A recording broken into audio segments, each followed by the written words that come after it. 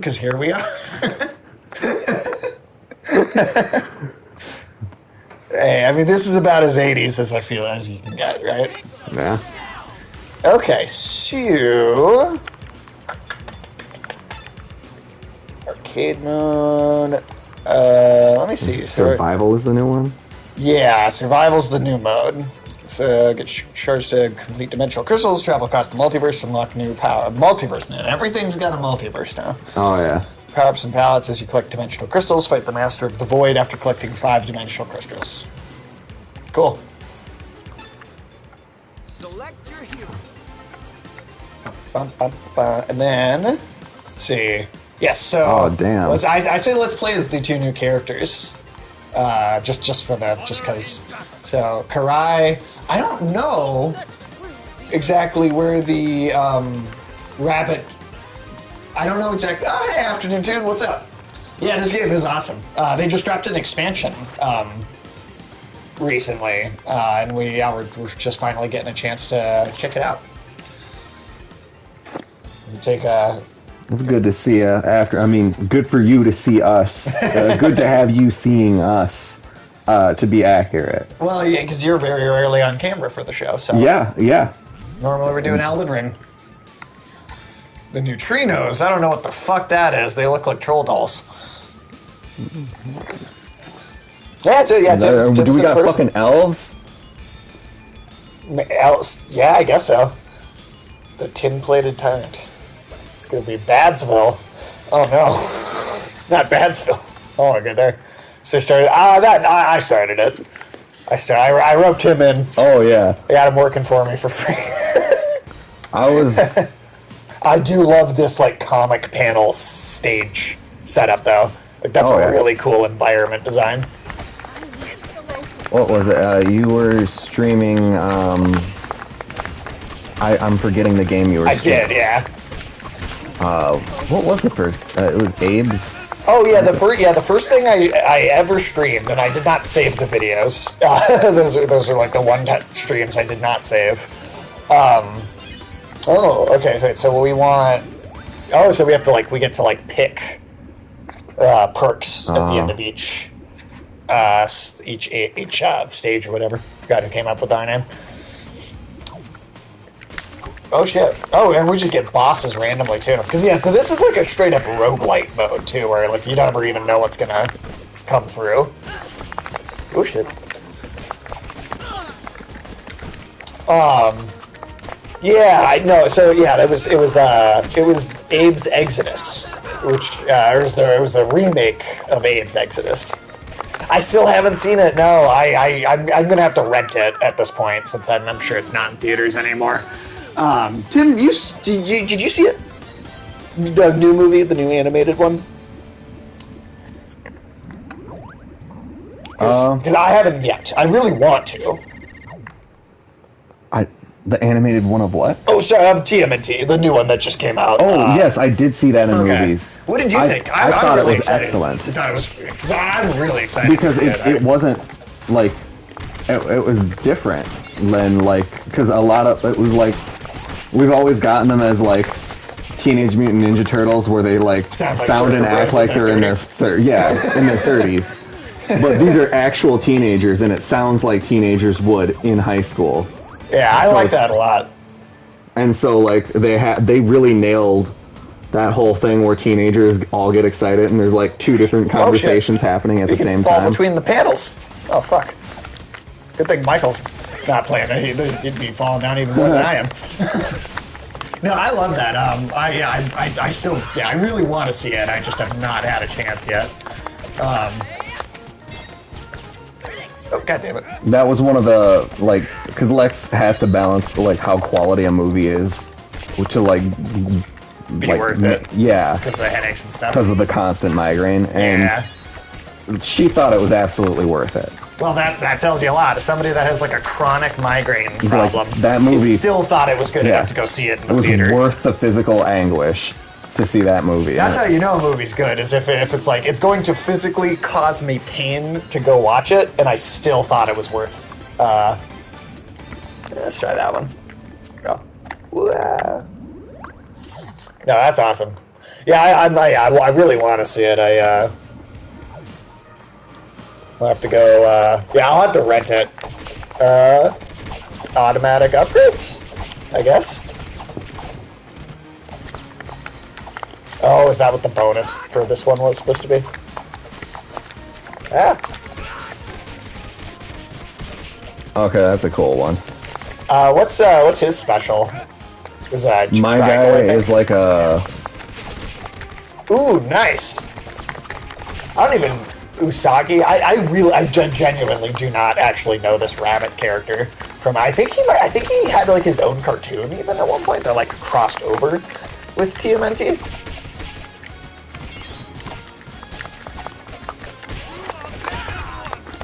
Look! Oh shit. Oh shit. What character do you love that aren't the turtles themselves? That's a good question. A character that, I mean, Shredder, you know, as a villain I think is a great villain. Splinter is a lot of fun. I think Casey Jones is like almost Jason Voorhees character design. But yeah, that guy is really fun. I thought April has had a few interesting iterations over the years. I like the way that they did her in this one, because they made her like... Well, she's a kid, too. Yeah, she's a kid, too. I like that, because I always thought... I guess, not that it's necessarily a bad thing, but I did always think the, like, reporter, character... I don't know, she felt like a little, like, let's throw our Lois Lane archetype in kind of thing. At least sometimes it kind of felt like that. They also give her, like, I think, because they give her like the ability to commiserate with the turtle's sense of like not being able to. Yeah. There's a few. there's definitely a few. Oh no! Is that a game over? Oh shit! All right. Guess we gotta really be on our A game. Well, like I say, it's a roguelite mode, so yeah. Let's try again. Do you want to switch? Sure. Oh, never mind. Could you name 5? Well, okay, so if we're not counting Lois Lane, April O'Neil. Well, I guess if we're counting Lois Lane or not, I'm trying to think. Iris West, right, from The Flash. Linda Park, also from The Flash. She's just Wally West instead of Barry Allen. So that's 2. Or 3 if you or that's 4 if you count Lois and April. I'm trying to. I know there's more. Because it is like a trope that's repeated all the time.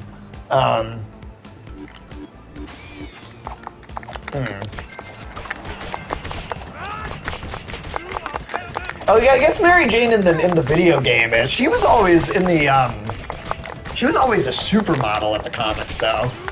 So it was interesting that they made her a reporter in the new video games. Unless they've done that in the comics that I've more recently and I'm just not aware of. But yeah, her whole thing was that she was literally a supermodel. Back in the old days, at least. Which is weird because in the Sam Raimi movies, they introduced Mary Jane as the girl, like the neighbor girl. Which is normally Gwen Stacy in the comics, and then they introduced Gwen Stacy in the 3rd movie as a supermodel, which I always thought was strange. Yeah, so I guess Mary Jane you can count. Oh shit! Okay, one of you gets to be Shredder. All right, well, nice. That's pretty cool. Why don't they just make Shredder a playable character in this game? I wouldn't be surprised. You definitely should.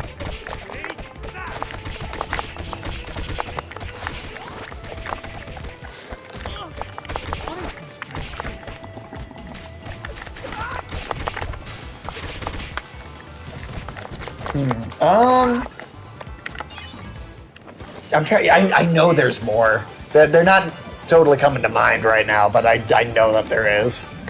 I always liked Carol Ferris out of a lot of the comic book girlfriend characters. She's like classic like Hal Jordan Green Lantern. She's an Air Force pilot. Her and Hal Jordan just had the same job, which I thought was kind of cool. I guess Lois Lane and Clark Kent have the same job though, because Clark is just a reporter. Oh, you get Shredder until you like lose all your health, and then you turn back. Oh, that's like a bonus life. Yeah, Nice. that's cool. What the hell is this? Pokemon-looking face right there. Percord appears to drain HP from defeating enemies, but HP depletes over time. Lasts for 3 rounds. Okay. Interesting. Okay. Oh, shit.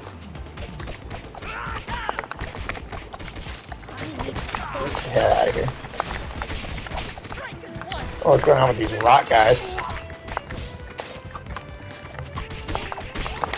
Do you have a favorite comic book couple? After Nintendo or you can. I know my answer, but I'll let you guys go first. What's this rainbow? What is this rainbow thing again? Invincibility, I think. Oh yeah, let's definitely take that.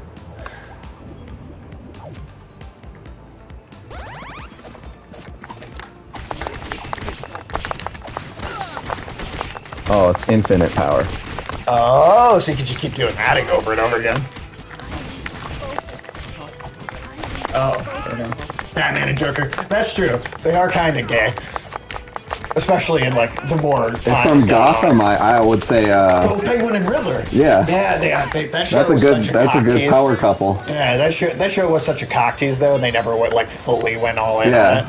That was queer baiting to the extreme. They're just like, I had a dream about you last night.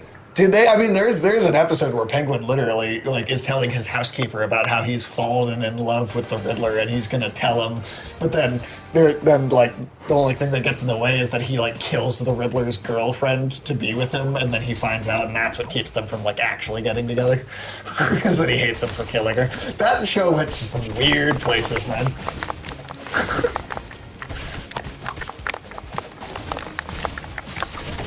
My answer is Mr. Miracle and Big Barda. I love that relationship. I like Deadpool and Death. Deadpool and Death is a good one. I also really like how much Thanos hates Deadpool in the comics because he's so jealous that Death pays all this attention to Deadpool. Yeah. Like there's a great comic panel where Deadpool's like, let's get the pizza power. Deadpool, because, you know, he's so crazy and, like, he, like, sees, like... I wouldn't even say that. I wouldn't say that's the relationship they have. But I guess you could look at it that way. Just because she's so large. But I guess I never really got that sense from it. She's big. She's definitely big.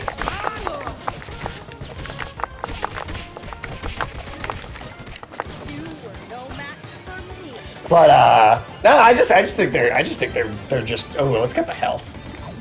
I think they're just legitimately really sweet with each other. This is like wholesome, you know. Which one?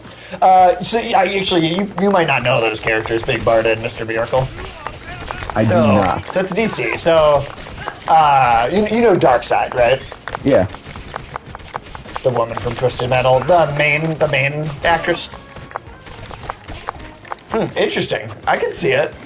I feel like they got to put her on like do what they do to make Tom Cruise look like normal human height.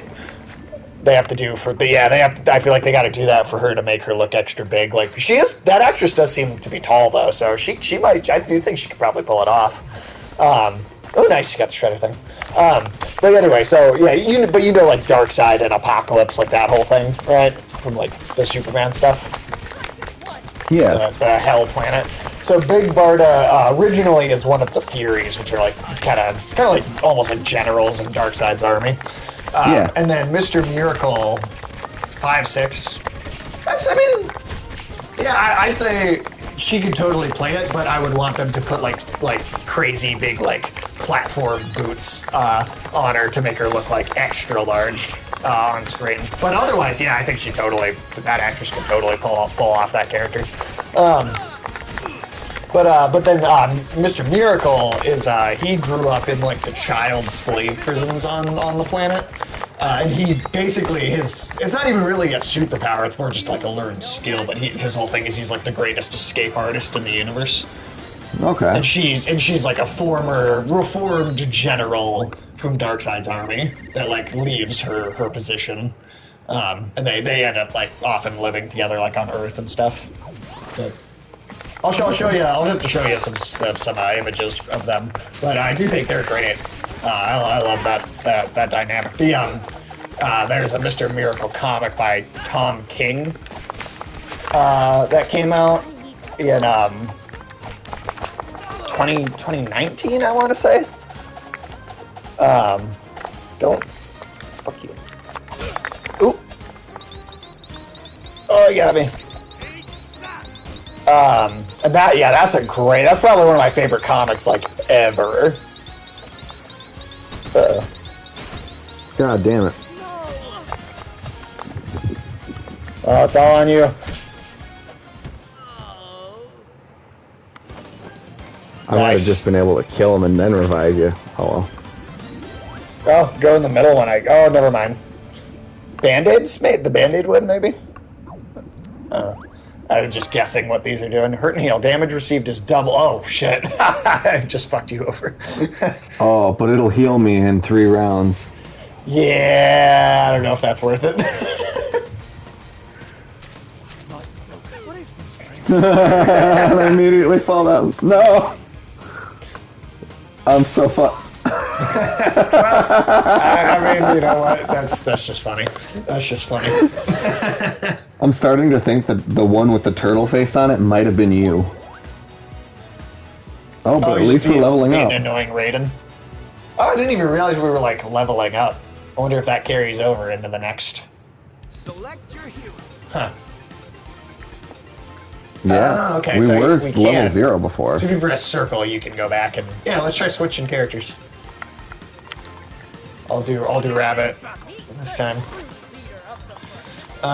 You just beat an annoying Raiden. You play an MK1 online. Me and Afternoon we played a few rounds. God, I sense the time is so off. Not last night, but the night before.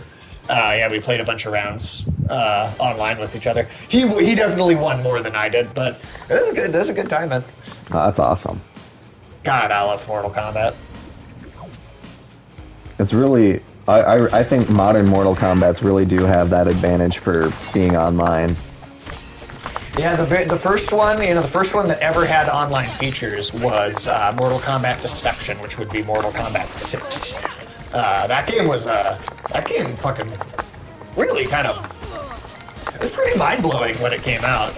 Because I think that was like one of the first fighting games to have like really in-depth online functionality at all. Oh, yeah. Just out of any franchise.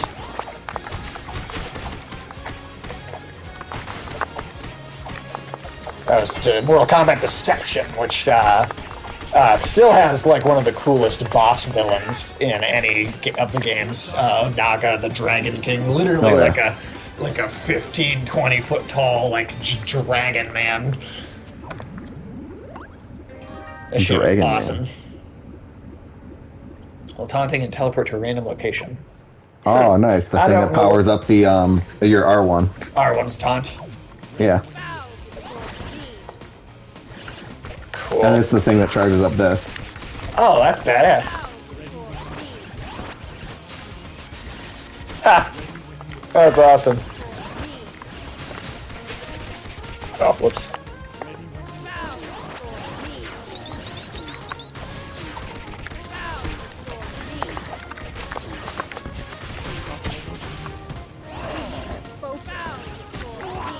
Ah!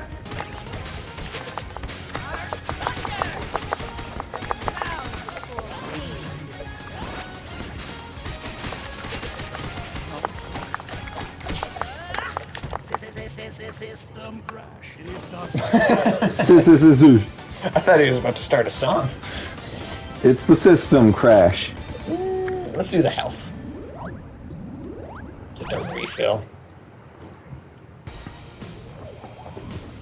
Because so what I did, I didn't realize that the Shredder's big face up there is blinking before. That's a funny little detail. So this game was I'm forgetting the names of the studios, but this game was interestingly developed by two different like studios working together, and one of them is the same studio that did the Scott Pilgrim game. Oh. I think the other one is the studio that does like the Streets of Rage beat 'em ups. Oh, those ones are pretty fun. Yeah, so I think it's those two developers like coming together and then doing like a. Oh, the rabbit, I think his unique thing is like a double jump or something. Oh, he does have a double jump. That definitely makes things easier. Oh, yeah. Oh, shit. Fuck out of here, Triceratops.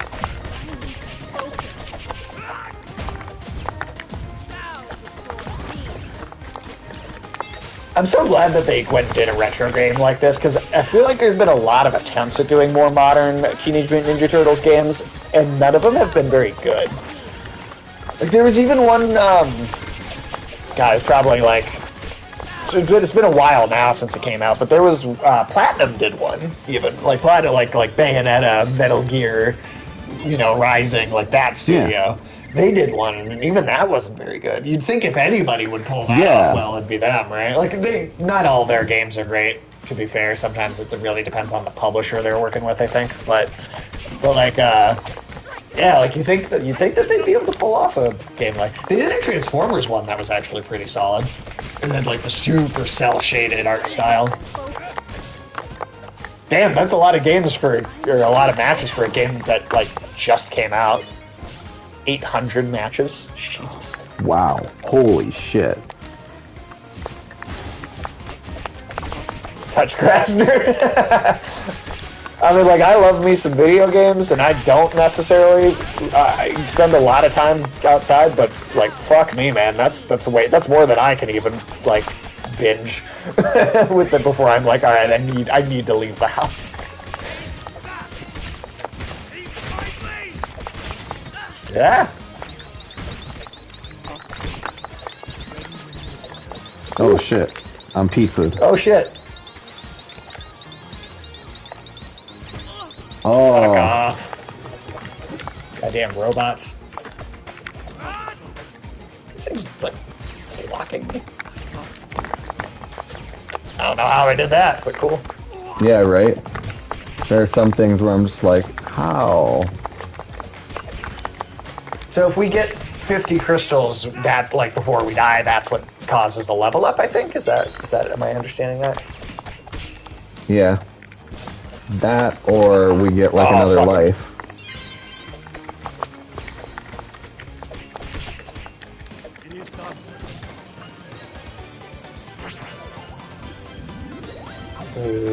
Ooh. Playing smoke. Yeah, people love abusing the characters with teleports. Nice. Oh, shit. Okay. Challenge increased. Oh, great.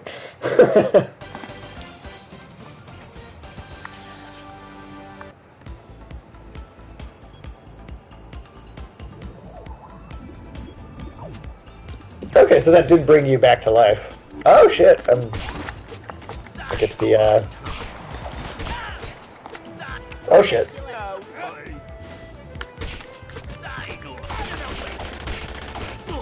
Oh, fun.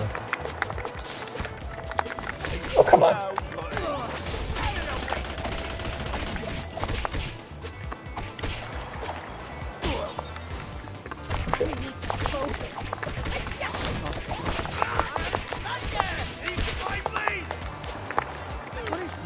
Ah, motherfucker.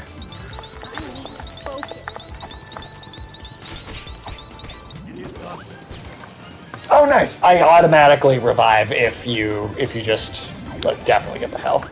I guess if you just beat the round, then we just auto revive. Yeah. That's nice. Funny that it did send us basically into the same one. I think this is like daytime version or something. Yeah. Oh god.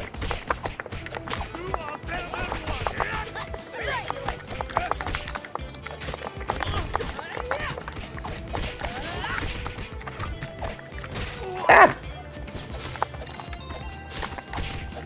And then the unique one for this one, I forgot circle's a dodge button. I've been using that this entire time. like he has a dodge roll, but like you have a teleport as this guy.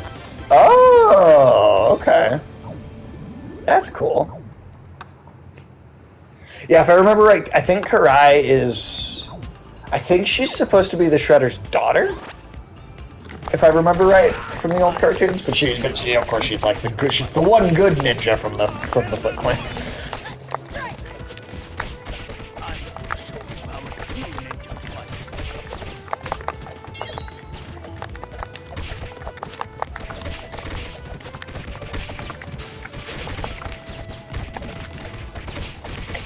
I like how they just did the foot come in like every color at some point. Yeah. Alright, what do we got? Let's take the crystal. I don't know what the fuck that is.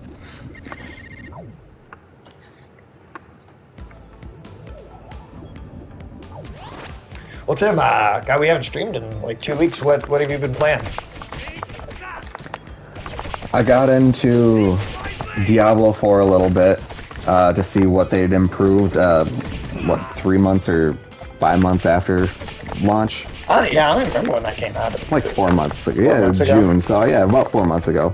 Okay. And all in all, it like they seem to have like balanced some of the more dumb shit. Tim wouldn't play Starfield. Actually, Baldur's Gate 3 I was really looking forward to, but I can't afford it right now. Starfield, if I got it for free, I'd play it. But it seems like more of Bethesda's signature stuff, and like... I think we pretty much all on this channel hate Bethesda games. Or at least are indifferent towards them. I really liked Skyrim, and I have like 400 hours or something on it. So like, I can't say I don't like Bethesda games, and I've played 4 and 3 and of Fallout, and... I guess that's but even then, Starfield looks like it... So, like, you know the game No Man's Sky? No Man's Sky, you can, like, fly around on the spaceship and travel around in the different worlds. And, like, when you first see, like, the advertisements for Starfield, you're gathering materials and shit like you would in No Man's Sky. Only to travel between worlds, it's a cut screen. And they're like, the fast travel system is for convenience, and it's like, no, it's for convenience for you on the development end. It took you how long to make this game, and you can't fly spaceships outside of combat scenarios?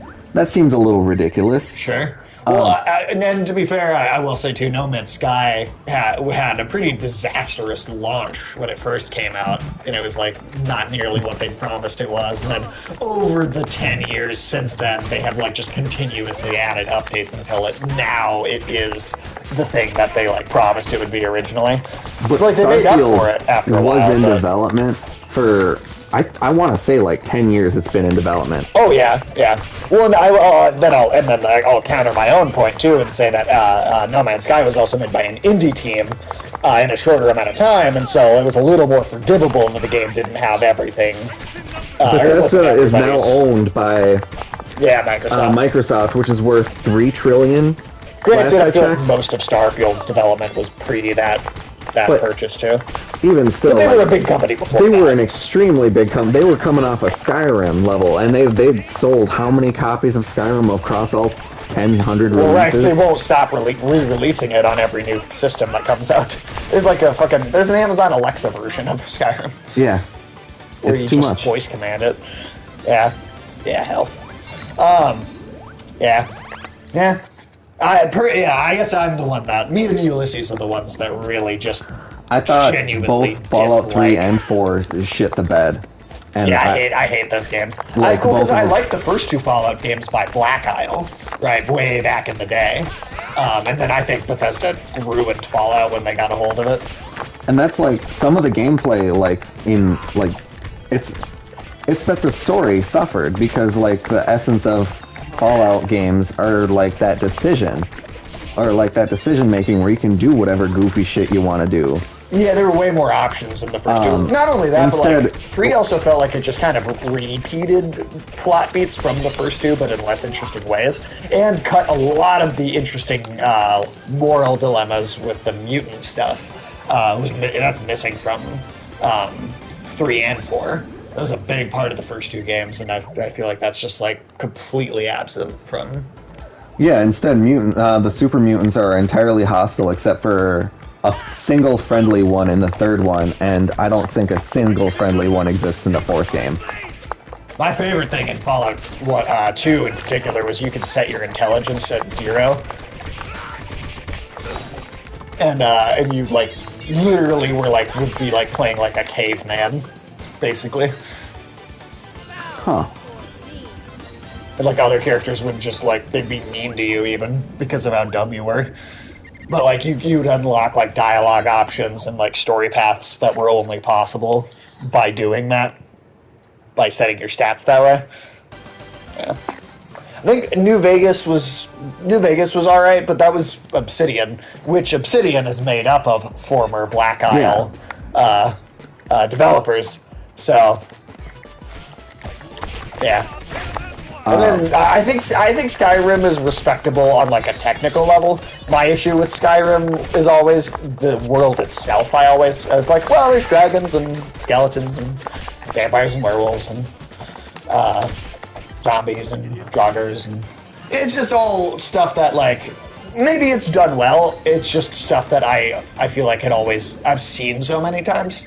So my thing was always like Morrowind to me set a really high bar for like what the lore of that would be, right? Because like you have these crazy mushroom forests and weird like mosquito insect monsters that are your fast travel system, and it was just such a unique and different world that I always felt like the more Nordic inspired 4 and 5 games just, for me, they failed to live up to kind of the uniqueness and potential of the world itself. Not only that, but in the lore of the Elder Scrolls games, they always constantly mention there being like an eastern continent out there that sounds super fucking interesting and cool.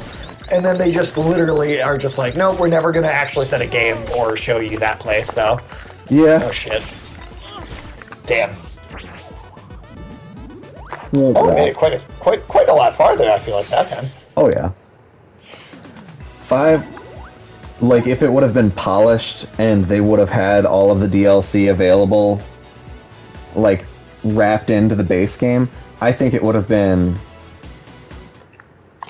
Select your hero. Certainly, I think it would have been, but, like, it didn't. It didn't do any of that. No. It didn't... Well, and I guess, yeah. I mean, I guess that would have solved definitely some of the, like, you know, the buggy elements. Do you want to switch characters at all, or do you want to stick with...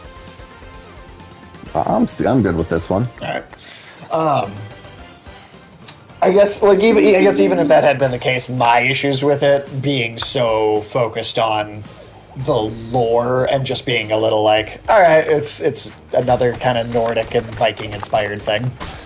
I feel like I still would have had that issue no matter what. Yeah. And, I guess because I hadn't really had as much of, like, that Nordic lore thrown at me at that point, because I just hadn't consumed as much media, I think I was able to, like, come off from it like, wow, this feels really cool and unique. Sure. But And that's now, fair. I mean, that played depends it- on just what you've experienced already. Yeah, sure. I think it exposed people that weren't open to that, those genres prior. But at the same time, it also gave people that experience with, like, that type of game, because it was dirt fucking easy to play as long as you didn't do stupid shit and you used items. Fucking dirt easy to play, and it's absolutely silly. Oh, shit. Just downright silly. My alarm my for God, the they stream keep- went off. I was just, the cars keep coming through. Yeah. And, like, don't get me wrong, Morrowind had, you know, technical issues, too. But I guess for me, it was just the lore and like the uniqueness of the world. It's because it doesn't feel like Now, it's that based on any particular one thing. You what know, have it's you like heard about Skywind yeah, the mod that's like redoing Morrowind with the Skyrim engine? Yeah. I feel like I feel like At this point, the Skyrim engine is like dated, and they're gonna have to be starting to work on. Yeah, I don't know. By the time it releases, we're likely to have Skyrim 6, Elder Scrolls 6. Yeah, Elder Scrolls 6. I just, man, if Elder Scrolls 6 is also based in a Nordic inspired thing. Allegedly, we're going to the region of like Redfall. Remind me which like group of people or which like. It's like the southwestern part of the continent, like. So it's more human stuff then. I think so. See that's immediately boring. But also, nobody knows because they've released a single image as like a teaser, and they people should are not just have kind even of done that too. They should have waited to say anything. yeah, well, because they had to build hype up, and this was like before 2020. If I remember right, that teaser image for Elder Scrolls 6 was at like E3 2017.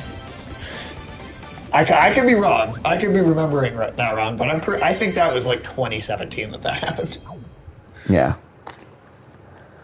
Which, I mean, that's just ridiculous, man. Like, I just don't, like, wait. 14-year difference because they wanted to do Starfield, and people were okay. So the biggest gripe I have with Starfield, aside from the spaceship thing, because the spaceship thing is pretty glaring considering it's all about space travel and space adventuring, and you don't that does seem ridiculous. and you don't get to even explore the whole world. You get to explore parts of the world. I guess I was just expecting something a little more open horizons, kind of like. Right. Well, like when No Man's Sky exists, it's hard to excuse not having that. Oh, that was cool. Oh yeah, that was really fucking. I want to know how I did that. Badass. I mean, for me, a big part of it is it just looks like such a generic space game. Like, yeah, it's the same thing like with Cyberpunk 2077. It's like both Cyberpunk and Starfield. It's like they're so interested in being like trying to be like or capture like this genre like Cyberpunk on one and then sci-fi space on the other. And it's like I feel like they don't develop their own unique identities. You know, it's like yeah, it's sci-fi, but like what else can you tell me about it? Like, is there anything else other than the fact that it's sci-fi that like gives it a personality? Yeah, like Skyrim at least had like the whole like Civil War advertisement. This one, like what is the problem that you're solving in Starfield? What, like, there doesn't seem to be like some big obvious overarching villain, like some unifying theme, some moral imperative. Is that the only thing that's follow. different? Is that you can choose pronouns? Because if that's the only thing they add to the game, I feel like that's not a lot of game development progress being had. I feel like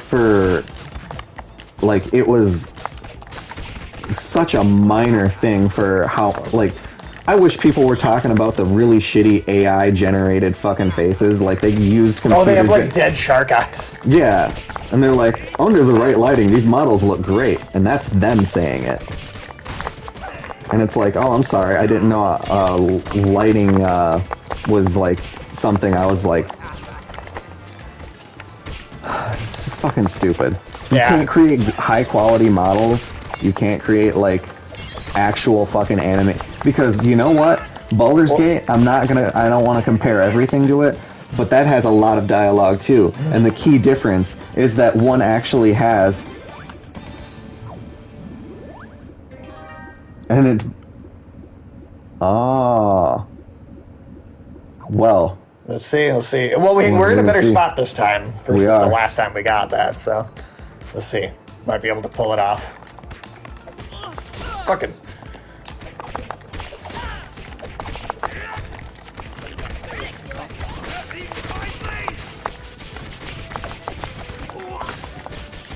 Yeah, I couldn't care less about the fact that you could like pick your pronouns at the game. It's such a missable thing too. Well, it's just like, what is it? Like, why does that bother anyone? I mean, like, if you don't care about it or you don't want to do it, then just I think ignore anybody it, 'cause it's just a customization option. Nobody would have talked about it if the guy wouldn't have gone full rage mode in that one video and made an absolute meme out of himself. Yeah, that guy, he was just farming for clicks, I think. Oh, I mean, yeah. that's what it felt like to me. The false rage generation on internet, that does generate clicks. I guess you can't. Yeah. I guess you can't deny Bet that. 10, he's still playing Starfield right now. It probably is. Yeah. What's on the Game of the Year list? Stop forcing the English language on people. they could have more options in there. Did they do? Because Bethesda's never really done like other dialogue options, have they? Like international market type stuff. Like it's like Japanese games, you can always pick. I'm pretty sure like Skyrim did get a lot of translations. Okay, well, fair enough. So what's on our Game of the Year list? Starfield also received a lot of I think a lot of translations too, or localizations. Okay. They also, they had not one. Imagine Dragons write a song to advertise the game. I bet that made their sales go down. Yeah, it's Now notice we're not starting with scraps right now. No. I think the last level up we just got also unlocked an upgrade that gave us 2 lives instead of just 1 for the mode. So we are straight up like getting like perma upgrades slowly as we like get or do better each time. Oh yeah. So what is on our Game of the Year lists? Yeah, let's find out what the hell that is. Right now, I've got shit like just written down. Let's see, because the only thing that sucks is I've got like lots of games that I'd like to get to. Which probably should pay attention to what we're doing. There's a lot of stuff I'd like to get to that I just there's no way I'm gonna have time for. But I think right now, I honestly think Resident Evil 4 is probably my number 1. Mortal Kombat's close. It's probably getting up there though. Yeah, Mortal Kombat is like just from the reviews and the general public reception of it I've seen. It seems like it's got a lot of that going for it. Yeah, I love it. I think it's the most fun to play game since 9. And I liked 10 and 11 a lot too, but like I think 9 had like this real perfect sweet spot in it, you know, where it like there was like a speed to it, and I feel like the new one, MK1, is like captured that the best since. Let's see. I'll pause for just 1 second because I want to see. God, that Dead Space.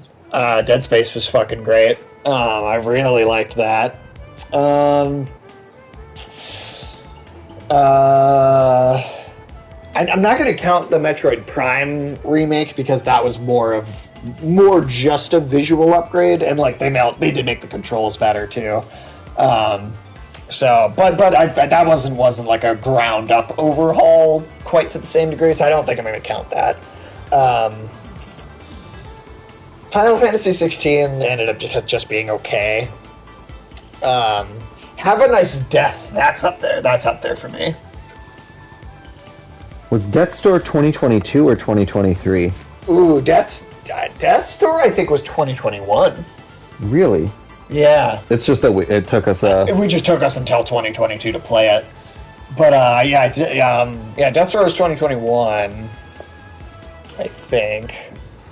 Wolong, I'm not sure if it'll be winning any games of the year just based off of like the fact that we didn't really hear anything about it after the launch. I think it's like a game that was received well, but not on that level. I don't think. Yeah, it's not going to be like the what is it? Black Dynasty. Black Myth Wukong. Yeah, Black Myth Wukong. I'm hoping for very great things from that one. But no, Have a Nice Death is fucking great. That's super underrated. It's only on Steam and the Switch right now, but it's like all like got like this really nice 2D art style. It's you're basically it's a roguelite, right? And you're the Grim Reaper, and you get fucking sick of the paperwork. Because the demons that are like in charge of like reaping souls for you like get out of control and they start reaping too many souls. So the paperwork piles up and you get sick of it and you go out there and you gotta kill your own demon henchmen. And it's just a really great 2D roguelike. That's gonna be up there on my list, I think. Oh yeah. I haven't finished it yet, but there was that new Bayonetta game that has like a pop-up picture book like art style. It's very like almost Alice in Wonderlandy. Huh. That's really cool. We gotta finish it. I haven't played it yet, but I really Viewfinder looks fucking fantastic. That looks like some like almost Portal level like genius like puzzle game type stuff. I'm expecting Alan Wake 2 and Spider-Man 2 to both be like, you know, I'm expecting big stuff out of both of those. I don't know when we'll get around to playing it, but Armored Core 6, I'm sure. Liza P is another one I'm looking forward to. Yeah, I'm hearing fucking great shit about that. Like, because you never know, sometimes with the roguelikes, like, sometimes they end up being a little too janky for their own good. But the reviews for that have been fucking excellent. Did you know they're going with Wizard of Oz next? Yes. Yeah. How much do you know about the books? I know that they are a lot darker and then like that there's a much richer lore. Like it's not just regular water that melts the witch at the end. No, it's waters. It's the waters of oblivion is what it's called. And it's like, oh shit, I don't feel like this is gonna go well. But we have the extra lives now, which does make things easier. The Wicked Witch in the books, it's specifically the waters of oblivion that she's melted with. And then Glinda's like a fucking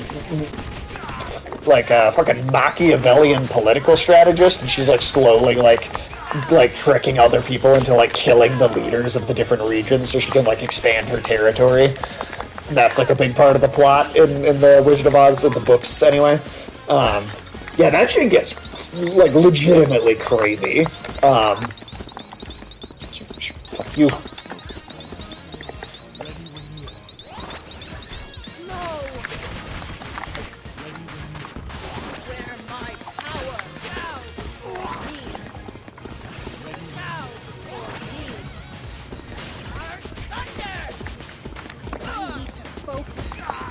God damn it. Sorry, that's like the most annoying out of all the bosses. Oh yeah.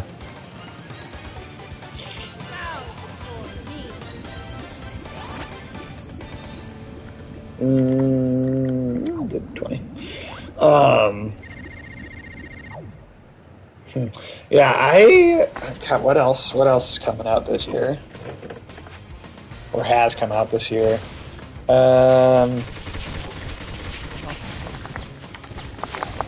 In terms of stuff that I think has a chance for like Game of the Year quality, Cocoon looks like a really interesting indie game. I guess I don't know for sure, but that's kind of really, it's got like these real weird like puzzle solving things where you're like jumping in and out of like different dimensions and worlds that like all connect through these like weird like spheres you use to solve puzzles. That looks really interesting. So we'll see. Again, I don't know for sure about that one. I am also one that I'm really curious about is it's called Banishers: Ghosts of New Eden. It's a little bit of a mouthful title wise, but about Ada Wong's voice actress, I don't think so. I don't think we've talked about her. It was Lily Gao, I think, is her name.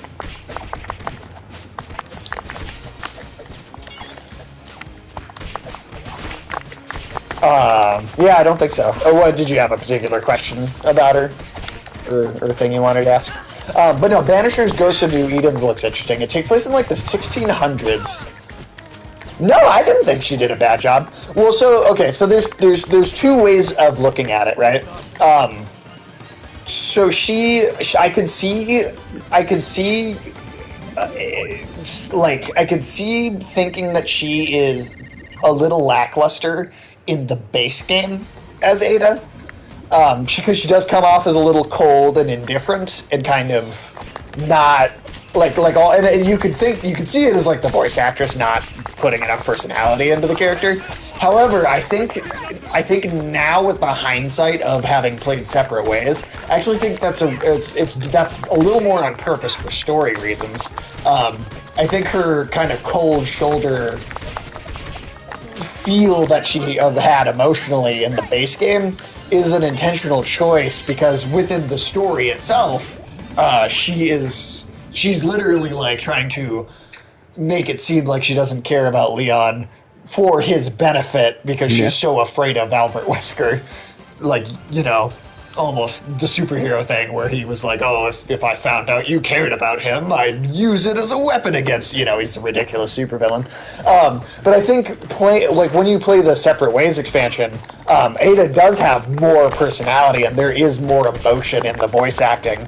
And then you get to see some of the same cutscenes where she interacts with Leon in the base game, but from her perspective. And I really do think it was an intentional choice. And I actually think, I can see it not coming through in the base game by itself, but I think when you play the expansion, I actually think it makes a lot of sense why she sounds the way she does. I think it works really well. I actually think Ada's probably the best she's ever been in this new version of Separate Ways. Yeah. But no, Banisher's Ghosts of New Eden. Have you heard about this, really? I have not seen this. I have not heard this. Okay, so it looks interesting. It's an indie game, so it's got maybe a little indie game jank on it but I think it could be forgiven, just because it's a smaller studio. But so it's like New England in the 1600s.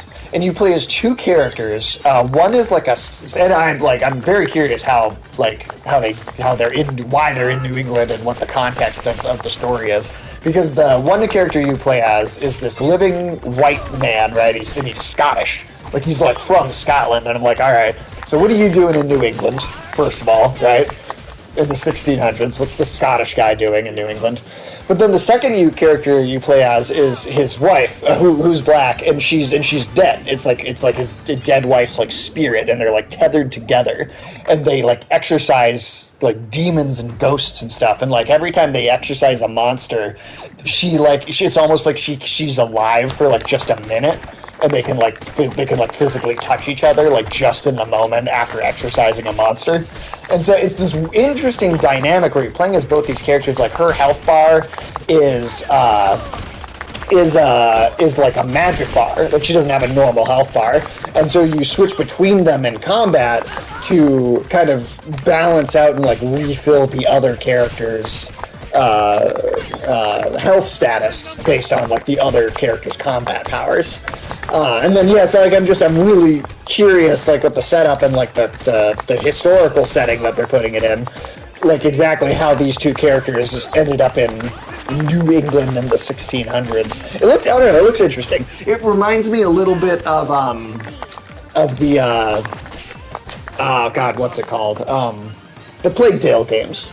It's an indie game. It's got a little bit of jank that, maybe it's not the most perfect technically, but it seems like it has a really interesting story and heart in its characters that I think it looks like it can shine through some of that indie game jank. And also doing the kind of medieval France setting, which I don't think you see a lot in a lot of video games. The New England setting with the Scottish character and this, it just seems interesting. I don't know, it just looks cool. Oh fuck, I didn't realize that was your last life. Oh fuck. We did make it to this. Is a new stage we hadn't made it to before. Fuck, I don't think I'm gonna... This makes me think of Sonic a little bit. The city, the future city. Oh, sure. One of the Sonic games. I think Sonic 1 or 2. Oh, is it the chemical yeah. plant, I think is what it's called. And I'm done. Well, hey, we got pretty far that time. Also, like, you tell me when you want to be done, too, because, like, this can be a shorter than usual stream since we're kind of, we're obviously just kind of doing the same. So, also, what is the thing here? So, like,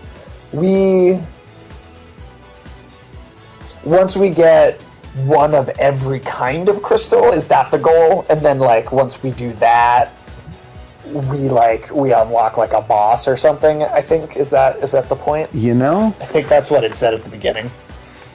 12 hours? Oh, I wish.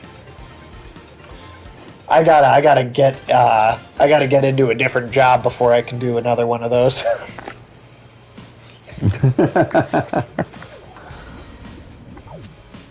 12-hour stream. I have done it a couple times. I mean, yeah. It can be really fun.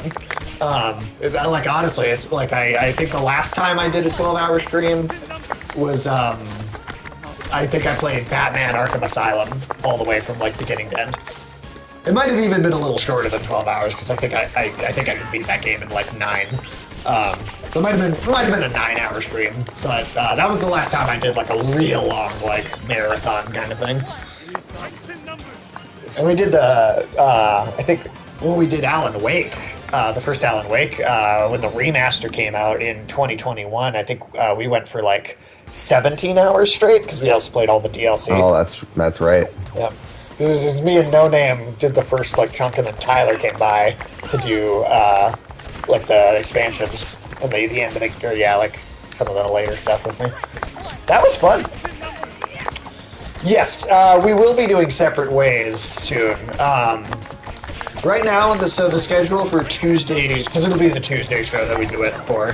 So right now, Ulysses is in Denver this week, so he won't be here this Tuesday. So me and Alex are going to play Astrobot's Playroom. It's like a little one-off. What's this tire fire picture here? What is that? Turbo-Team. Get a temporary acceleration, matching your hit string. Lasts 3 rounds. Okay. So it just makes us super fast, depending on how long our combo is. Sounds like what it is to me. Cool. Yeah, so this Tuesday and that'll be a one and done. So me and Alex will play Astrobot, which is just like a fun little, kind of wholesome little platformer game. And then the next week, Ulysses will be back, and we'll play the second half of the Mortal Kombat 1 story mode on that stream. And then, yeah, basically, as soon as we're done with Mortal Kombat 1's story, then immediately the week after that's when we'll do separate ways. So 3 weeks out at this point, but we are definitely going to do it.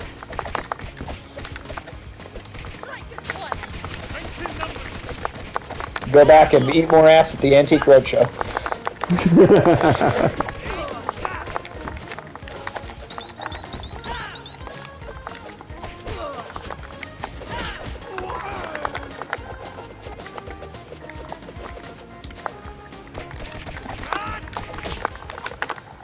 And then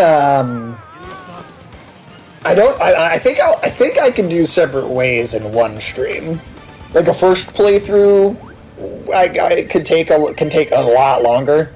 But I think now that I've beaten it, I might even run through it a second time on New Game Plus just to, like, really upgrade everything. But yeah, when we do the stream, I'll have, like, all the upgraded weapons and stuff. And oh, got for Knocksteady again. And so I think separate ways will be a one and done. And then after that, I think we're gonna go back to Resident Evil 2, and we're gonna play the Claire half because we only played the Leon half before. So that's gonna be part of this October's, like, Halloween streams. We're gonna do separate ways, and we're gonna do the Claire half of 2. Hey, you rubbed my leg fast enough. Right. The funniest, like, partner revive mechanic I think I've ever seen is still in it's Resident Evil 6, Because they like, instead of or like you pick up herbs, but when you combine them into a health item in that game, for some reason it turns into like a pack of mints.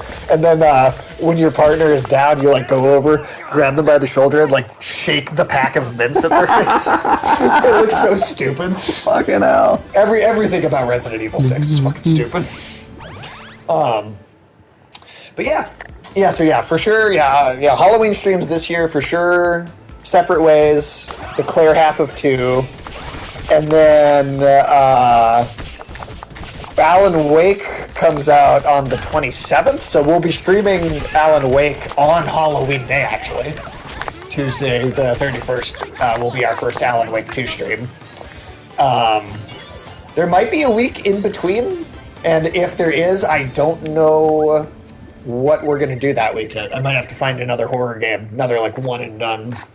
And a one stream special. We'll probably just be playing Elden Ring.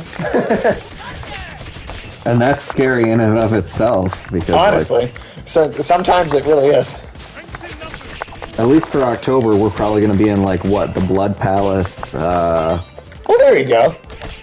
You could, if you could do your custom characters and do like the most spooky Halloween themed ones specifically. Yeah, I did He Who Watches. I should have saved him. Mr. No Eyes honestly. with the claws. Yeah. Or Grim from Billy and Mandy would have been good for Halloween, Oh, too. yeah. Great, you can always repeat, just for the sake of having the spooky season characters.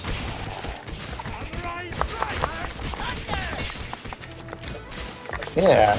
Yeah, I'm trying to think what other... If there's any other, like, big horror games that I want to do on the channel that we haven't... I'm sure there's stuff we haven't gotten around to, for sure. Trying to think of stuff that's like a one and done though, that you can finish in a single stream. There's some cool indie stuff. We do have to go back and do at some point do more of Nun Massacre, because that shit was hilarious and we didn't actually quite beat it. Yeah. So maybe that's if we have an extra week in between Resident Nun Evil Massacre and Alan Wake 2, yeah, we'll go back and do Nun Massacre. That shit is fucking hilarious. There's also another like retro indie horror game by the same studio that did Nun Massacre called Blood Wash. It's like some sort of haunted laundromat thing. That shit looked pretty funny too. Oh, that does sound pretty cool.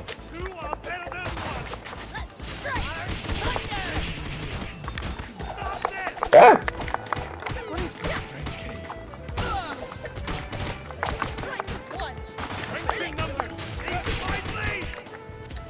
Afternoon June, are you playing it? Are you doing any like horror video games for October? Is there anything you're planning on playing?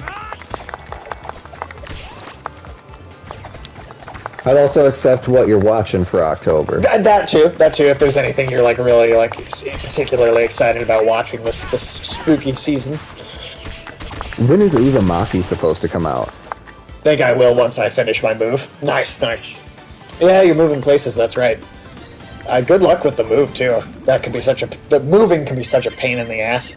It's nice, like, once you get it done, but, like, the actual process of it can be such a pain and hassle sometimes. And I'm sorry, what Uzumaki, you said. I don't know. It was at Comic-Con, and they said at Comic-Con, like, hey, yes, it is finally coming out this year. We know it's been delayed a bunch, but it is finally coming out. And now it's about to be, like, October here, and we don't have a release date. I feel like they're going to shadow drop it or something. They're going to announce it, like, right before... We're going to put up some polls on Twitter for which classic movie we should review for each week. Nice! Hell yeah.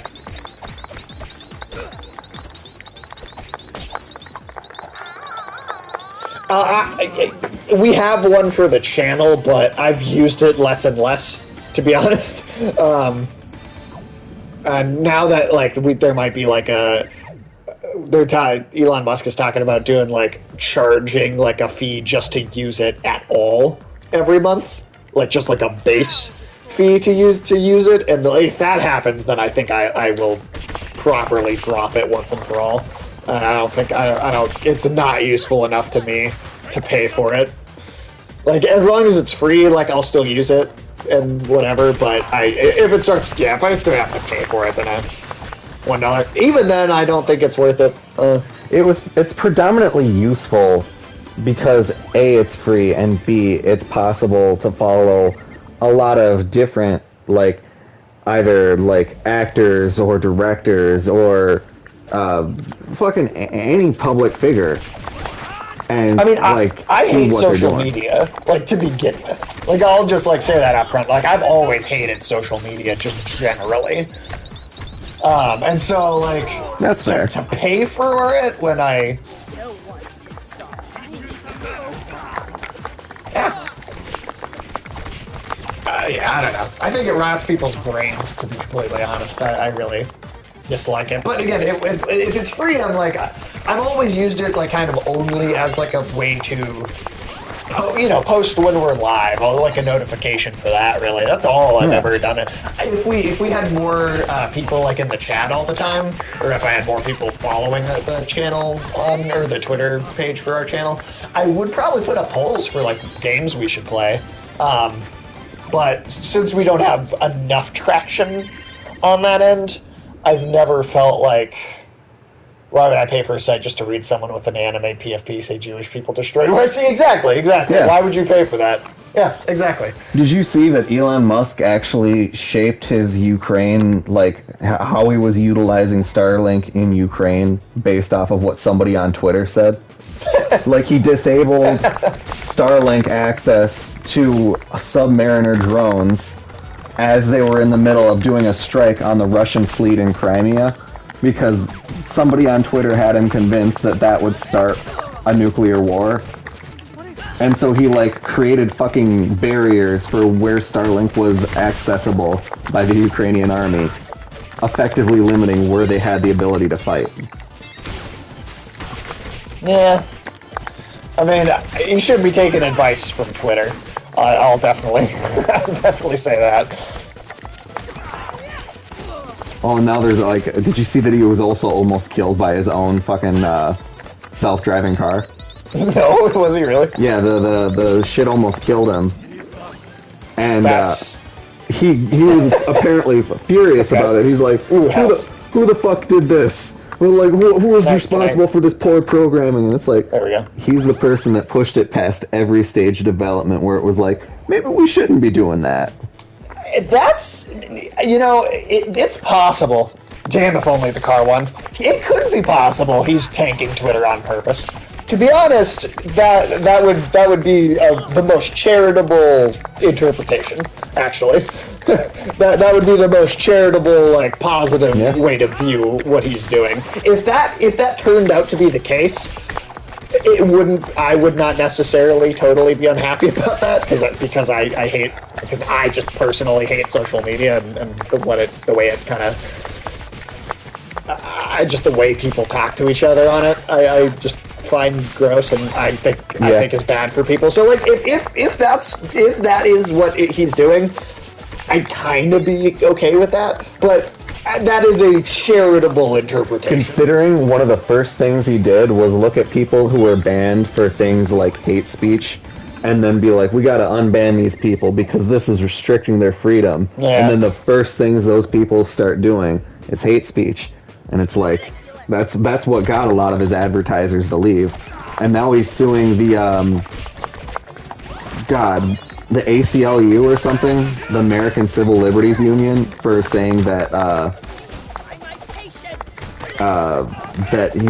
Twitter was causing lots of hate speech or not doing anything about it. Like, the government said they had social media companies, in order to maintain their existence, had to tell Congress, yeah, we'll make an effort to, like, curb hate speech on our platforms. And then Twitter went and undid everything that the government had mandated that they do. And so they're in the middle of, like, a couple different lawsuits as a result of that.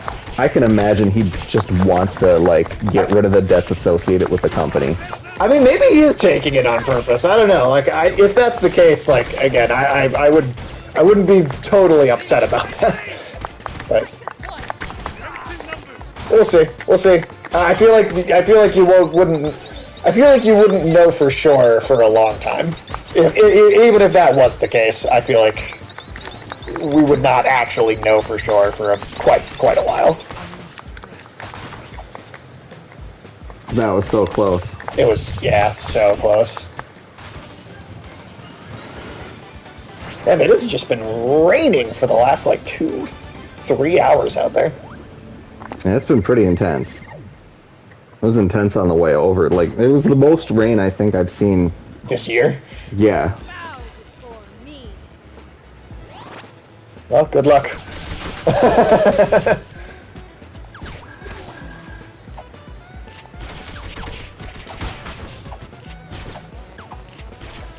I think there are, but I couldn't tell you what their names are. I don't know the series well enough.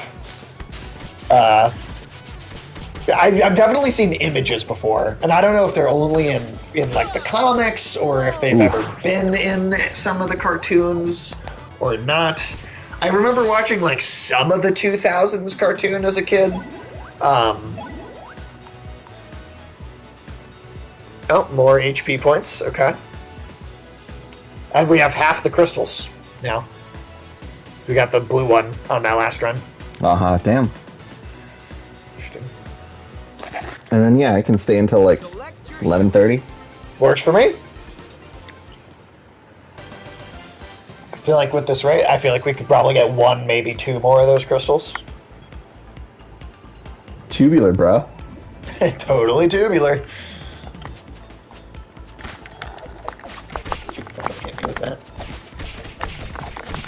Afternoon, June. Are you watching Jujutsu Kaisen as it airs, or are you planning on binging it at the end of the year?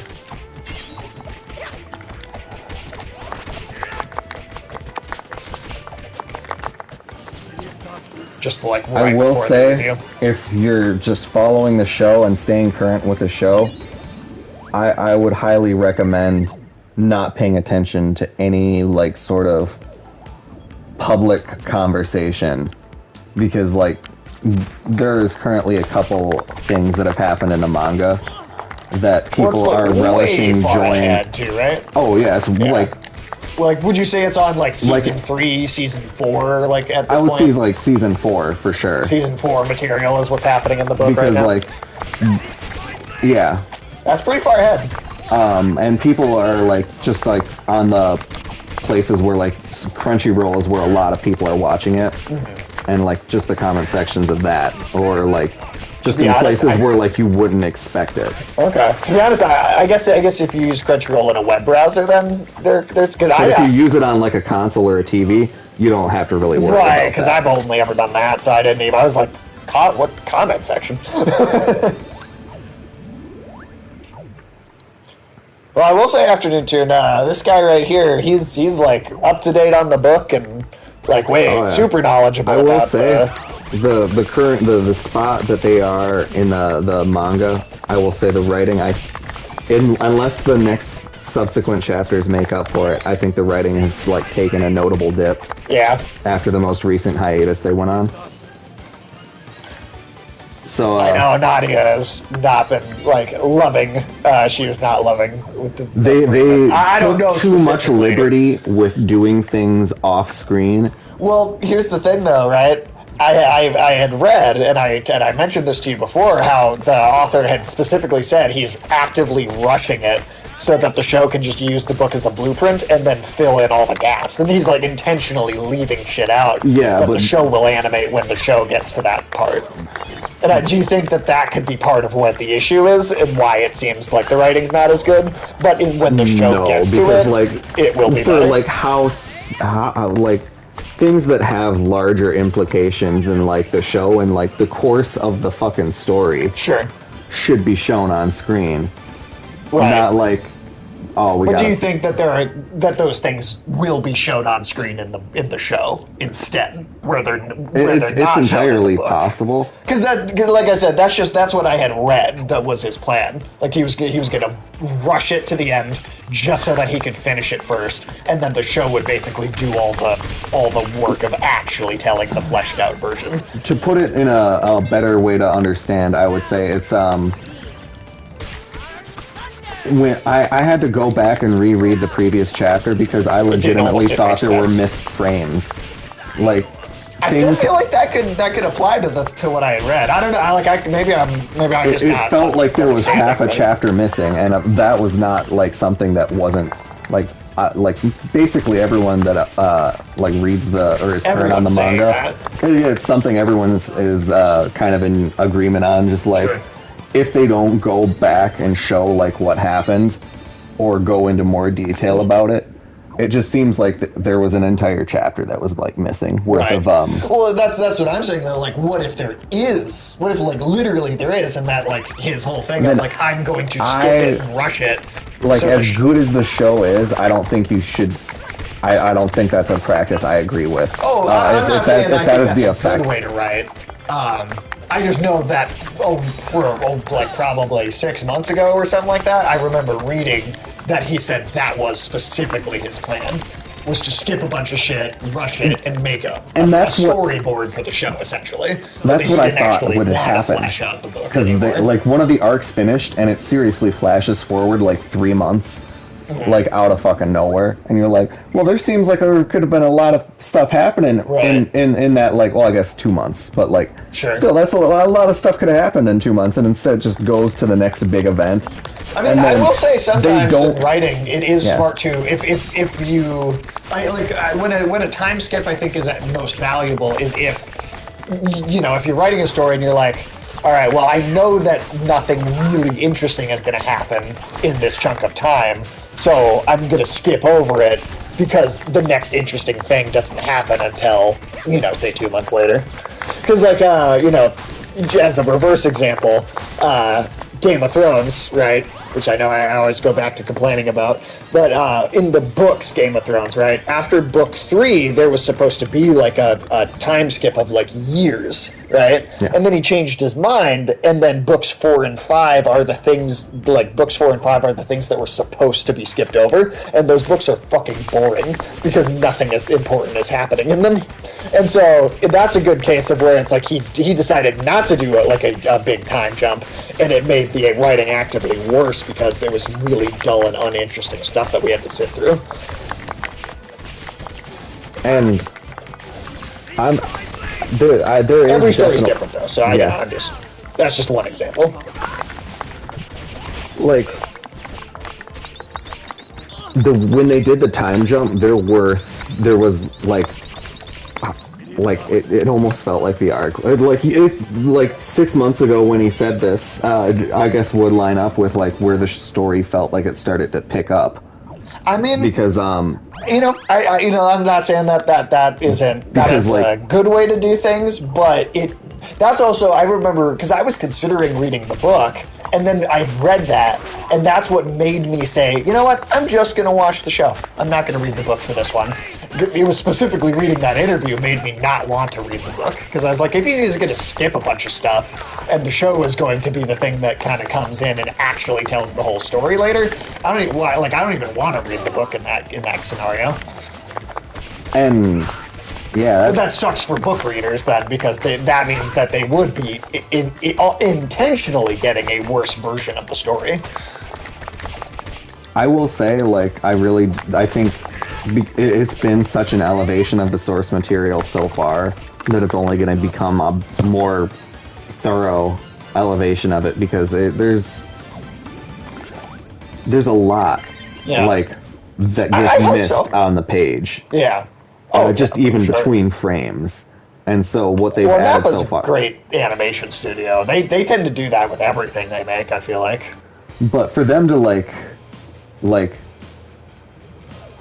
so there's an arc after, I think there's 2 arcs after Shibuya, and then the 3rd arc is the one that we're on now, currently in the comics. Okay, so yeah, that would be season 4 then. Provided every season is the same number of episodes anyway. And because if they stopped and did like a 12-episode season, then you'd be on like season 6. Well, like season 1 had, I think, 3 arcs in there. Did it? Okay. See, I guess having only watched the show, it only seemed like 2, because the OP and ED credit scenes only changed one time. They're like the and generally, an arc tends to well, because like when that happens. There's the I feel like the arc where basically everything up until the multi-school event, and then the third arc is kind of cut off into. Well, Oops. it was. I feel like that one probably doesn't even count as an arc, more like a post arc, kind of like an in-between filler, because it was like 4 or 5 episodes. Yeah, 4 episodes. Well, it's interesting. I guess it's interesting to think of where you cut arcs off, because like for Attack on Titan, for instance, right? Like some people would count the first 2 episodes as an arc because it is a set of events that happens and plays out, and then we kind of move on to another phase of the story in episode 3. I would count the entire first 13 episodes as one arc because it all kind of plays in the same themes with the same set of characters. Even though like in terms of like the way the events play out, there is some separation between, you know, the fall of the city and then the battle for Trost, but I would just kind of, in my mind, I just think of those 13 episodes as the battle for Trost, even though there is like stuff before that. So I guess it depends on that, because I feel like those post-arc kind of parts of stories where it feels like it's in between a story arc, I just consider those to be parts of the end or beginning of an arc instead of like their own arcs. But again, that's an individual, personal thing, I think. Season 2, I can say, is 2 just arcs that we're getting, like the previous, like the flashback Premature time, death, the premature death. And hidden weapon ones, and then I feel like that arc being titled that was a spoiler, because the second that first episode came out, I was like, oh, that character's gonna die. Like by the end of this arc, that character's dead, and I said that just based on the title alone. And whereas I feel like I might have actually been surprised by that death a little bit. I like how minimal the Shibuya district arc is. Yeah, because that title does not tell you very much. It just tells you the setting. Yeah, and I like that. I like that a lot, because it really, you don't get a solid sense of how much is actually, or like what's even going on, right? It just tells you where it's taking place. I like basic title names like that, or arc names like that. Like like Attack on Titan, Battle for Trust, Clash of the Titans, Uprising, Return to Shindanshi. It generally is. Those are pretty vague names, like for the most part, except for like the rumbling at the end, right? That one's actually called what's specifically happening. But for the most part, they don't give it away at the title.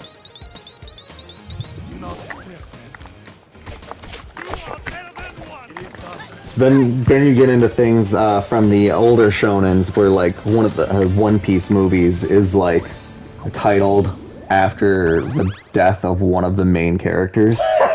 Wow, okay. And so, and Netflix was advertising that pretty heavy on the front page. So for anybody that was like watching that, you get a spoiler for a death that happens about 550 episodes into the show. Wow. That seems like a pretty kind of... Netflix only has 350 episodes on their service, too. So if you only watched what was on Netflix, you still got a spoiler. Huh. Yeah. So hyperactive. I don't know. Yeah, that's interesting. That's one of the things that, because I will say generally, like, not, universally, there are exceptions that I like, but for the most part, I don't really like shonen genre all that much. Yeah, and a lot of the shonens I'm just not, and I think maybe the main characters being so hyperactive is one of the things that I don't like about them. Oh yeah. You gotta go with more the seinen genre, because I like seinen better, yeah. Like, that's where you get your Berserk, Hell's Paradise. And some people are arguing that Hell's Paradise is a shonen, and it's I would call Hell's Paradise a battle royale.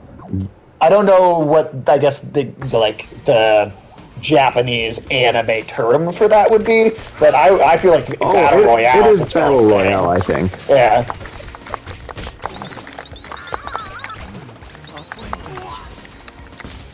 That's a good question, though, honestly, Afternoon Tune. I don't know.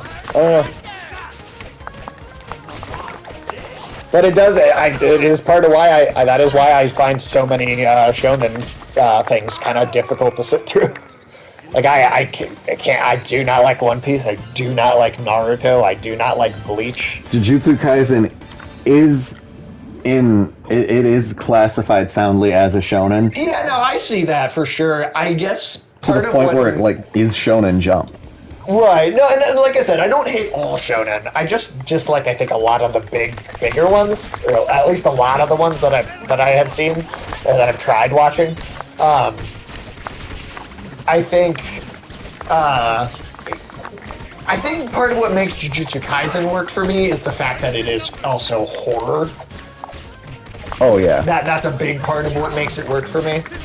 Because I really like horror, and so like if you can kind of combine those elements, like it's a fusion of genres, right? It's not just shonen. Even if it is shonen, it's not only shonen. You know? Yeah. That makes sense.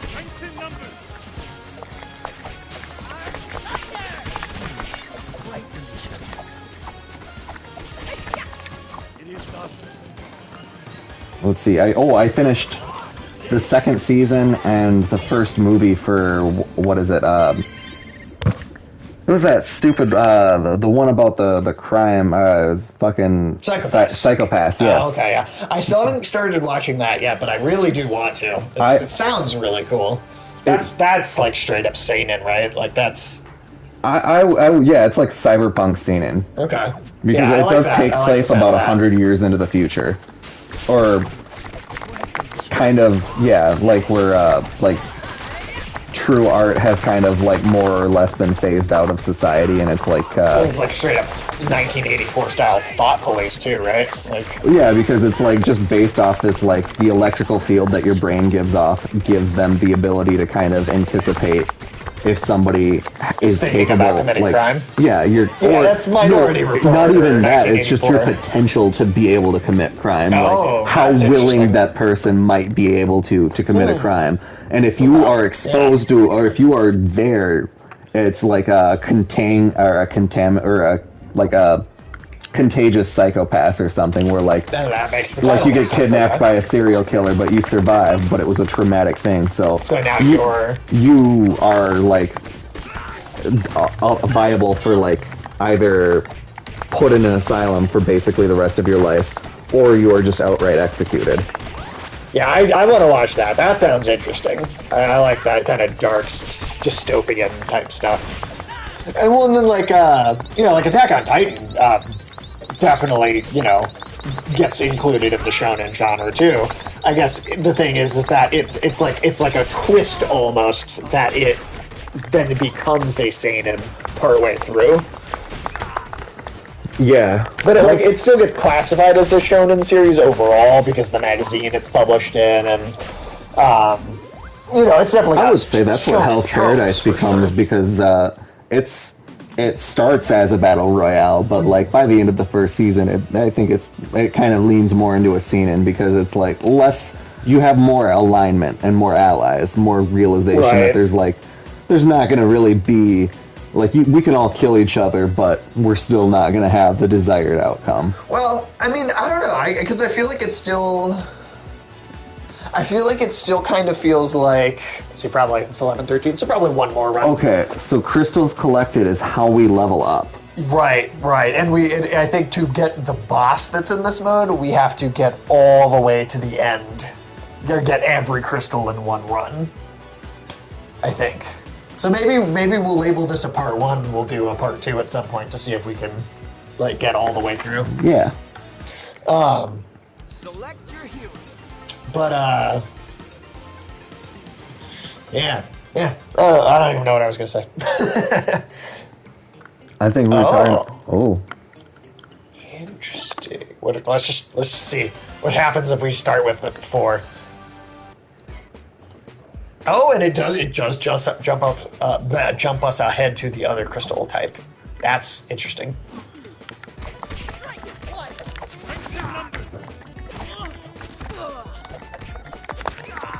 Good. Okay. Maybe that was a bad idea.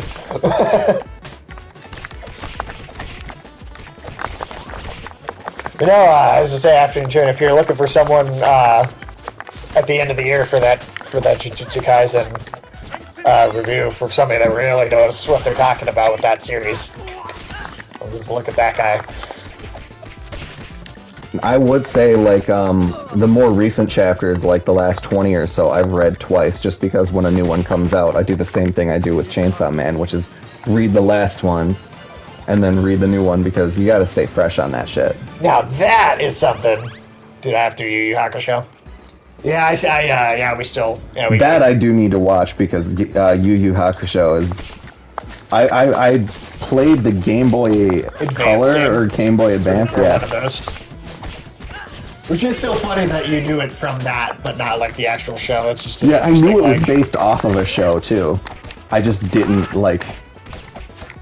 I guess well, it's like how so- I know Dragon Ball because I like some of the video games, but Yeah. I don't watch the show. it was just never on a network that my household had, so it was like, oh, that Right. show may as well not exist. Right. Which feels like not that long ago a time, but now we're in the golden age relative for media consumption, because Oh, yeah. there's so much. Hey, Tiresome Fox! How's it how are going, you doing? Tiresome? Tiresome Fox I talked to quite a bit that was not yesterday, but I think the day before, or this week for sure, in Cal's chat quite a bit. Oh. We talked a bunch of anime, actually, which is exactly what we're doing right now. So, hello, welcome. I'm the one that you would have talked to. How are you doing tonight? This is I'm Sage, and then we got my co-host Tim here. Yep. Usually you just hear Tim in the voice chat, but we're doing a special in-person one tonight. Rapid respawn and co-host takeovers. I guess you do.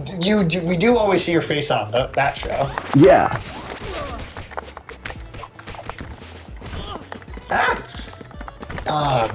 Yeah, I won't say too much about Yu Yu Hakusho because I'll save it for the review. But good time talking to you. So just had to introduce you. Yeah, well, hey, welcome in. We're glad to have you. Yeah, we're basically having that exact same style of conversation right now. Just talking about anime and goofing off, really. But yeah, we also have like 4 different shows that we do, and it's like different people on all of them. So there's different like energy, different kind of banter between each of the different streams. Different co-host combinations. Yeah, totally different combinations of people. We've got like a big rotating group. So yeah, it's could be completely different people. Well, I'm usually the common factor that's usually here, but even then, I'm not always on. Yeah. I'll take the afternoon too. Yeah, I won't say too much about Yu Yu Hakusho because we're gonna do the review, so I'll save my thoughts for that. But I've fully watched the first arc, and I need to watch the second arc for the first review, and I think what we're going to do is split it into 2, right? As I remember that right. And then we're going to do arcs 3 and 4 as the second review, and then I think that's the whole series. I think it's just the 4 arcs.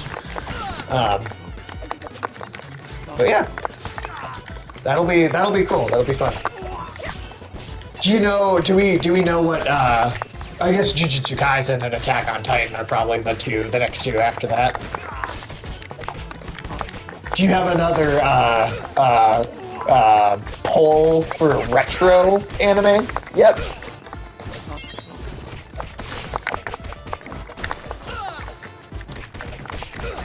Also, I'm curious to ask you too. Are you rewatching Yu Yu Hakusho too, or do you feel like you've already seen it enough and you just kind of go off of the last time you watched it, or is it are you having to refresh yourself?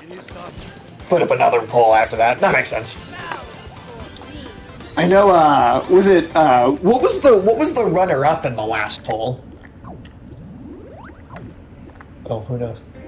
You have to rewatch it. Are you already rewatching it, or do you have to start still? Because I think I have to watch. I have 41 episodes to watch before we can do the first review. For the retro, well, yeah. What was the what was the runner-up for the retro? Tiresome Fox, have you had a chance to watch any of those anime that we talked about in Cal's chat the other day? Obviously, it's not been very long, so if you haven't, I wouldn't necessarily expect you to have gotten a chance to watch that much yet, but just out of curiosity. Ooh. Ah! I think we're done. Yeah. That's what it's looking like. Fuck. No. Oh, firebomb got me. Okay, well, you know, we have 10 more minutes. I think we could do one more run in that 10 minutes. Especially now that we can start at the later difficulties. Yeah, that's really good. We didn't get one crystal that time. Select your hero. But we did get as far Samurai as we've been before. Champloo. So, okay, that's cool because Samurai Champloo is actually on my list of stuff that I really want to get around to watching anyway. Absolutely not. I've rewatched Paprika, played Baldur's Gate yesterday, and that was my exciting weekend up until... Well, that still sounds like an awesome weekend. Rewatch of Paprika always seems like a we actually just watched Paprika last week? Was it last Wednesday? Yeah, that would have been, last Wednesday. That was your first time seeing it. And I gotta say, that is a movie that I can absolutely see warrants a rewatch. That's a great movie. That's my favorite Satoshi Kon movie. I still have not watched Millennium Actress. That's another one. I think that's Satoshi Kon. That's another one of his that I really want to see, and I just haven't sat down to do it yet. But Paprika's, that's my number one, at least so far. That's just such a wildly visually imaginative film.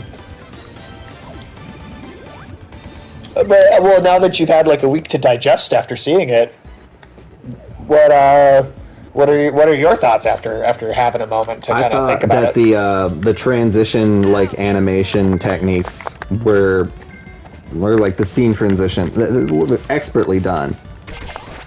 I thought like I'm gonna be remembering that fucking parade for goddamn ever. Right? You just start dreaming about it yourself. Yeah. And you know, it sounds like a jolly good time.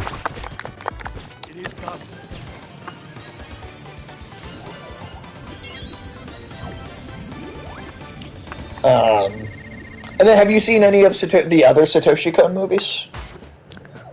You're gonna if you can name some, I might be able to say yeah. So Millennium Actress that's one I haven't watched yet. I'm assuming no, because you didn't seem to recognize it. Okay, so it's Millennium Actress, Perfect Blue. Not anime, but a really random movie that I watched today was Dave Made a Maze. Interesting. Live action film, horror, sci-fi, drama. What kind of style was it?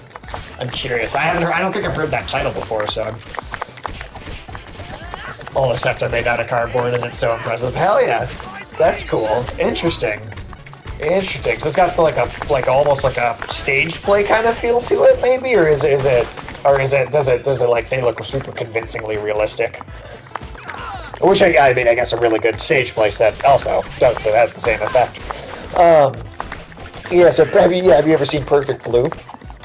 I can't say that I have. Class sci-fi horror. Well, I love sci-fi horror, so I'm gonna have to. Dave Made a Maze. I'm actually gonna write that down. I'm gonna just look it up after the stream's over.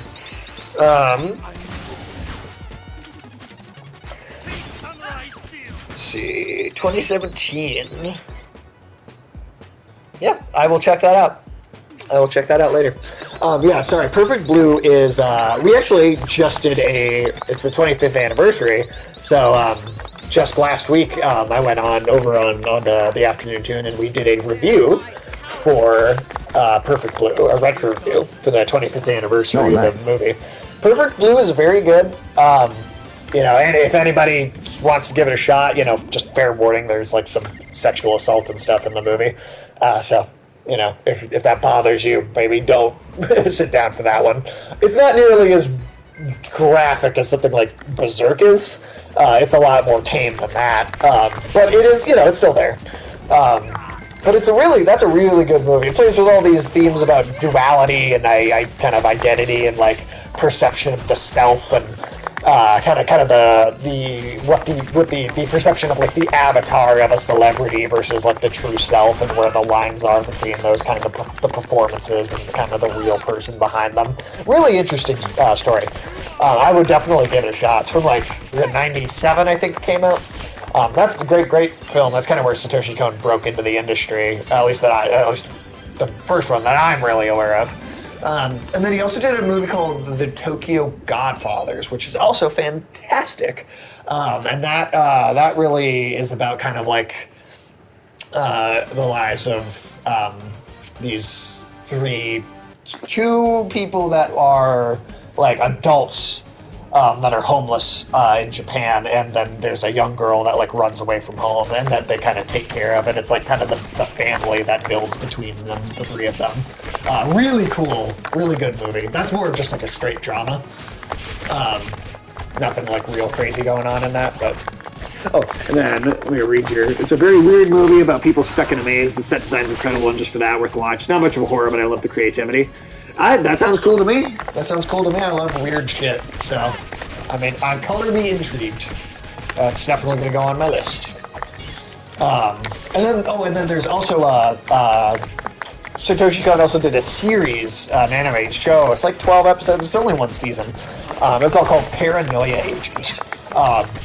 That one I feel I have a harder time describing. There's like a series of like murders, and it's like unclear if it's like a supernatural phenomenon or if it's like a psychological phenomena in like a real person. There's definitely a lot of playing with duality, avatars, reality. Some of the similar themes to Perfect Blue, actually. It plays with, and to be honest, all of Satoshi Kon's work plays a bit with the idea of duality and avatars, right? Like Paprika totally dealt with duality and avatars, right? With the actual character Paprika and kind of how she exists within the story. It's definitely a similar idea. Yeah, all of his stuff has elements of that. What was the last one called? It was called Paranoia Agent. That one's a series.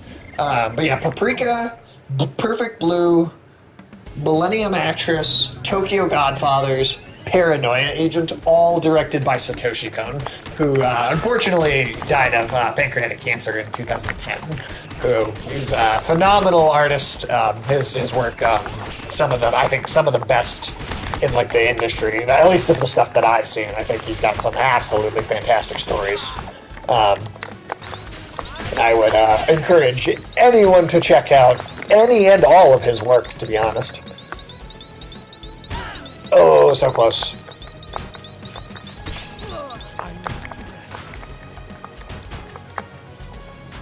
It's all on you now. No pressure. You never know. You never know. And then, and also, Tiresome Fox, I'll let you know, in the chat as well, you've probably seen the comments pop up a couple times. The Afternoon Tune is a fantastic Twitch channel as well. They've also got a YouTube channel, but they do like reviews on Paranoid HD. Got confused. Oh, no worries, no worries. Well, I think that's going to be our last run for the night there. But we unlocked a pallet. There we go. Yeah, we'll come back. We'll play this again. Yeah, we'll do another round of this, because I do want to see if we can get all the crystals and you know, keep upgrading and then see if we can fight that boss, because I feel like that, you know, at least getting all that content out of it that we can would be worth it. But yeah, before we sign off, I'll just go, Tyson Fox, you should definitely check out Afternoon Tune as well, both on Twitch and also on YouTube. They've got tons of reviews and stuff. 825 subs on YouTube, trying to get to 1K before my co-host Nick's birthday. Oh, when is Nick's birthday? Congrats on the YouTube subs. Yeah, right? That's a lot. That's awesome. That's pretty good. Yeah. When is Nick's birthday? Check you out right now. Yeah. You should especially check out their YouTube channel, because you know, there's a much bigger backlog. October 10th. You might be able to do that, honestly, since you're that high already. But yeah, you should definitely check YouTube for sure, because they've got like all this backlog. And I occasionally go and also do reviews on as a guest. Has even been on there too. The Dragon review. To do the Dragon review. Yeah, and we just did Perfect Blue recently, and then the next thing we're doing is Yu Yu Hakusho.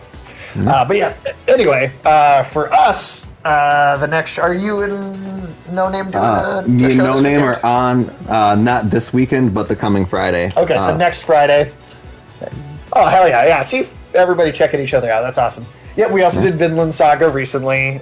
Twisted Metal. Yeah, we did that. But so I guess our next stream. Gnomes?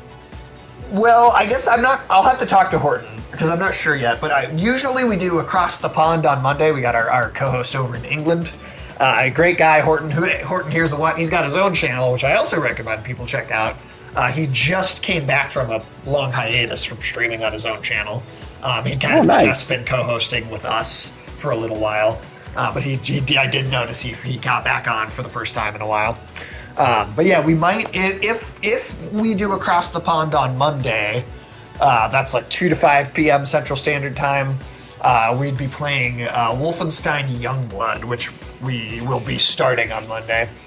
And then on Tuesday, me and Alex will be doing Astrobot's Playroom. Nice. Fun little indie game. Now, let me see, who do we have to raid? I think Cal's on. Gets to stream a bit earlier next time. Oh, for sure. So normally Saturday streams, actually, we go later. We usually, for us right now, it's only 11:30. Usually we're in voice chat, and so we go until like 1 a.m. But because it's a special, we're in person. Just don't have quite as much time. So usually Saturdays we go a lot later. Let's see. I think Cal is on, and Cal is doing his like 2-year anniversary streams. So if anybody is not following Cal already, I would appreciate playing some MK after this. Probably not. My wife should be getting home pretty quick here, and then I think we're gonna watch a movie or something. If she's gonna be home a bit later, I'll double check with her, and if I have some time in between, we can definitely play a couple matches. I'm just gonna hit her up and see. And then we'll be back next Saturday for Elden Ring, I think. Yeah, we'll be playing Elden Ring next Saturday. Yeah, Sanctuary on Hulu. I will check that out. Sanctuary Hulu.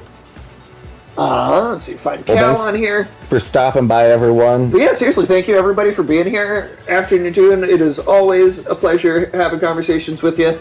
Tiresome Fox, our newest friend. It was awesome to see you stop by, and hopefully we will have a whole bunch of fun conversations in the future. Or else. No. Or else. But yeah, do us a favor and check out Cal Forer if you haven't already. He's doing anniversary streams right now. And, Afternoon Tune just gifted a sub. Thank you. Thanks, Afternoon Tune. See, friend of the channel right there. I think if we get like, so that's that. I think that's 4 now. So like 26 more, and I have to do Ken cosplay. You know, like a Barbie Ken. Yeah. See, I have to do the hair and everything. I said if we got 30 subscriptions, I would do it. Wasn't it watching all of Rings of Power? That was actually a different goal, which we did meet, and me and Ulysses are going to do commentary videos. I just don't have the setup yet for it. But we will be doing. Me and Ulysses will be doing commentary shit talk tracks. And we're going to call that's going to be a new show. We're going to call it Taking Out the Trash. So look forward to that. But yeah, have a good night, everybody, and we will catch you soon. Or else.